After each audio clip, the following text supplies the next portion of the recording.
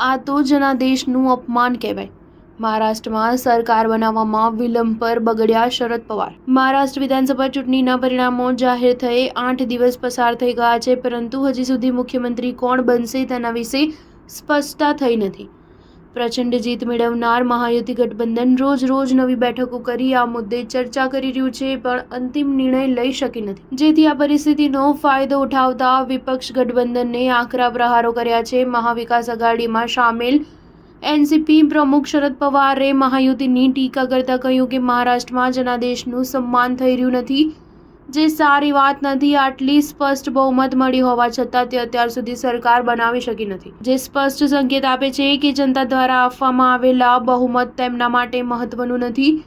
રાજ્યમાં જે કંઈ પણ ચાલી રહ્યું છે તે ઠીક નથી। શરદ પવારે આ વખતે મહારાષ્ટ્રમાં યોજાયેલી ચૂંટણીમાં સત્તાનો દુરુપયોગ અને નાણાંની લેતી-દેતી થઈ હોવાનો આરોપ મૂક્યો છે, જેથી લોકો નિરાશ થયા છે। આ મુદ્દે જનતાને એક જન આંદોલન કરવા પર આહ્વાન કર્યું છે। તેમણે કહ્યું કે દેશમાં સંસદીય લોકતંત્ર પ્રણાલી નષ્ટ થશે। વિપક્ષ નેતા સંસદમાં આ મુદ્દે સવાલ ઉઠાવી રહ્યા છે, પરંતુ તેમને બોલતા અટવાયા છે।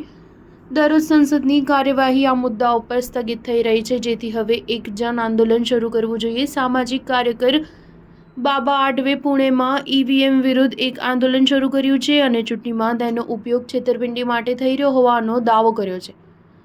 કોંગ્રેસે પણ ઈવીએમ વિરુદ્ધ દેશવ્યાપી આંદોલન શરૂ કર્યું છે। સ્ટાર ન્યૂઝ 7 હંમેશા સચ્ચાઈની સાથે।